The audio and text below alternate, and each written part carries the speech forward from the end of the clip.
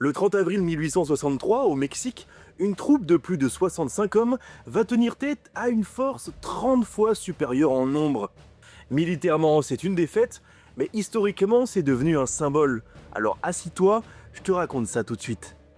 Nous sommes au milieu du 19e siècle. Sous le règne de Napoléon III, la France intervient au Mexique. Officiellement, il s'agit de protéger les intérêts économiques, notamment le remboursement de certaines dettes.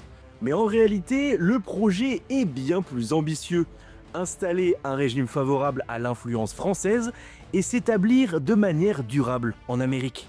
Mais le problème, c'est que le terrain est plutôt hostile.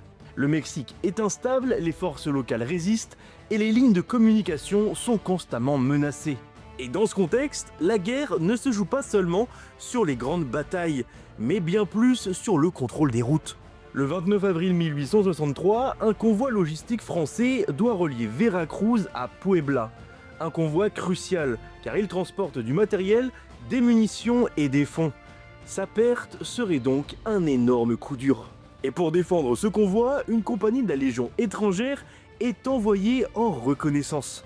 Ils sont 65 hommes et le commandement est confié au capitaine Jean d'Anjou, un officier respecté, connu pour sa rigueur et pour son sang-froid. Mais très rapidement, la situation va se dégrader. La compagnie est confrontée à une force mexicaine très dense, plus de 2000 hommes composés d'infanterie et de cavalerie. Et d'Anjou, il va alors comprendre quelque chose d'essentiel. Premièrement, la bataille est inévitable. Et deuxièmement, la victoire est quasiment impossible. Alors, il prend une décision qui va faire entrer cette journée dans l'histoire. Il rassemble ses hommes et leur fait prêter un serment. Aujourd'hui comme demain, nous ne nous rendrons jamais. La compagnie se replie alors dans une hacienda en ruine, près du village de Cameron. Le lieu est loin d'être idéal. Les murs sont fragiles, il y a peu de couverture, mais surtout aucune source d'eau. Mais c'est malgré tout le seul point défendable. Le combat commence au petit matin, mais très vite, les forces se font encercler, mais les légionnaires tiennent. Les munitions diminuent, l'eau manque cruellement, mais malgré tout, les légionnaires tiennent bon.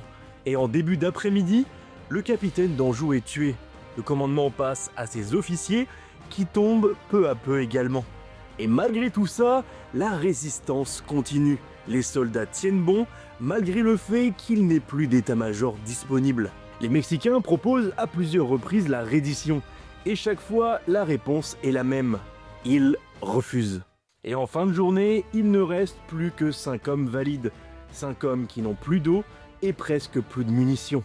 Et là, on peut se dire qu'ils auraient pu se rendre, personne ne les aurait jugés.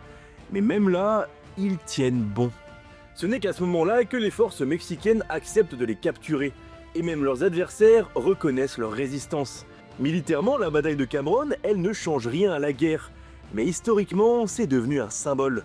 Et ce qui est intéressant, c'est qu'à partir de là, la Légion étrangère va se forger une identité via la bataille de Cameron.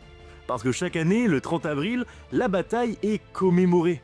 Et la main articulée du capitaine d'Anjou est devenue une relique. Si t'as découvert cette histoire grâce à cette vidéo, n'hésite pas à le mettre en commentaire et à t'abonner si ce genre de choses te plaît. Nous on se retrouve très vite sur internet. Ciao tout le monde.